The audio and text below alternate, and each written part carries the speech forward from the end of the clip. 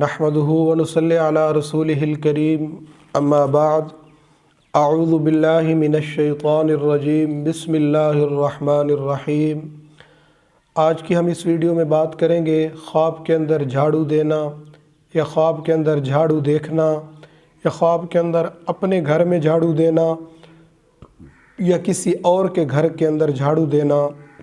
اس کی مختلف تعبیریں ہیں اور مختلف صورتیں ہیں۔ آپ حضرات ہمارے چینل کو سبسکرائب کر لیں اور بیل آئیکن کو پریس کر دیں تاکہ نیکسٹ ویڈیو کی اپڈیٹ آپ تک بروقت پہنچ سکے۔ حضرت ابن سیرین رحمۃ اللہ تعالی علیہ نے فرمایا کہ اگر کسی نے خواب کے اندر جھاڑو دیکھا ہے تو دلیل ہے کہ وہ خادم اور خدمتگار حاصل کرے گا۔ اسی طرح اگر خواب کے اندر دیکھتا ہے کہ وہ گھر میں جھاڑو دیتا ہے تو اس کی تعبیر یہ ہے، دلیل ہے اس بات کی کہ اس کا مال ضائع ہوگا۔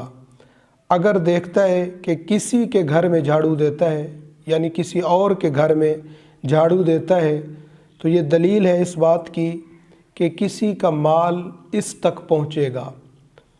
حضرت جعفر صادق علیہ السلام فرماتے ہیں کہ گھر میں جھاڑو کا دیکھنا 3 وجہ پر ہے۔ نمبر 1 خادم خدمتگار حاصل کرنا، نمبر 2 منفعت حاصل کرنا،